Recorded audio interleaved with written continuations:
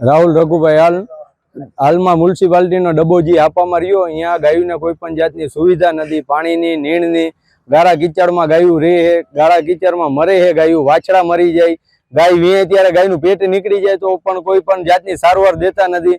દિવસના ધોરા દિવસે ગાય વિયાણેલી ગાયનું પેટ બારે છે, બીજી ગાયોએ પેટ કચરી નાખ્યું, ગાય મરી ગઈ, એનું વાછડું મરી ગયું કચરાઈને, તો પણ આ લોકો ધ્યાન દેતા નથી। આ હાજરમાં ડોક્ટર નથી, નીણ નથી, પાણી નથી, તો આ લોકો કરે છે શું? કોઈ પણ જાતની સુવિધા નથી ગાયને રાખવાની। તો આ કરોડો રૂપિયા જે ગાયોના નામે પાસ થાય છે એ કેના ઘરમાં જાય છે? રાજભાના ઘરમાં જાય, કેના ઘરમાં જાય? કયો તો અમને ખબર પડે કે આનો ઉકેલ કદી આવશે? આ દર વર્ષે હજારો ગાયો મરી જાય, સિટીમાંથી અરજી કરે એ લોકોને આપણે કહેવાનું એટલું જ છે કે તમે આવીને ડબ્બાની હાલત જોઈ લ્યો, ગાયું મરે એ જોઈ લ્યો, પછી તમે અરજી કરો, ત્યાં લગી જાળવી જાઓ। ખાલી અત્યારે અહીંયા આવીને હાલત જોઈ લ્યો ગાયોની, કે આ કરોડો રૂપિયા ગાયોના નામે જે ખવાઈ જાય છે એ ગાયોને કઈ જરતું નથી।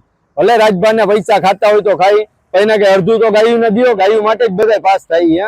અડધા એને કઈ ગાયું ને દો, અડધા તમે રાખો, પણ ગાયું માટે કઈક સુવિધા કરો।